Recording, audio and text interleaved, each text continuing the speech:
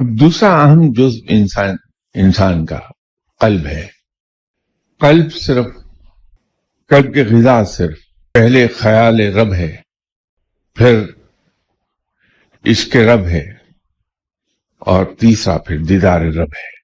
قلب اتنا ہی پھلتا پھولتا ہے جتنا زیادہ اس میں خیال رب رہے گا، اتنا ہی پرنور ہو جائے گا جتنا وہاں عشق رب ہوگا، اور جتنا دیدار رب رہے گا اتنا ہی وہ پرنور ہو جائے گا. ایک زمانہ پہلے ایک بک سٹال پر میری نظر سے علامہ اقبال کی ایک ڈائری گزری.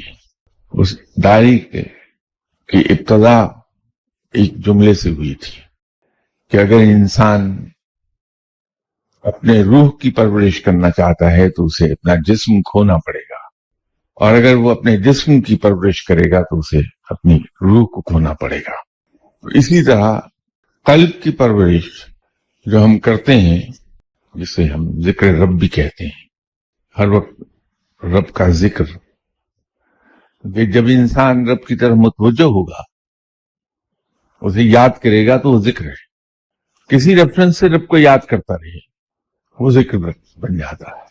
میں نے اپنی زندگی کو جو دیکھا، شرم تو آئی لیکن ہٹا نہیں اپنی ڈگر سے میں، کہ اگر میں اپنی زندگی پر نظر ڈالتا ہوں تو مجھے یہ تو دکھائی دیتا ہے کہ میں اکثر و بیشتر کہتا پایا گیا ہوں یا اللہ تیرا شکر ہے، لیکن جس لہجے میں میں کہہ رہا ہوتا ہوں کہ یا اللہ تیرا شکر ہے، وہیں کہیں ان بٹوین دا لائنز ایک ہلکی سی بیک گراؤنڈ سے آواز آ رہی ہوتی ہے، لیکن کہے کا دیا کیا ہے.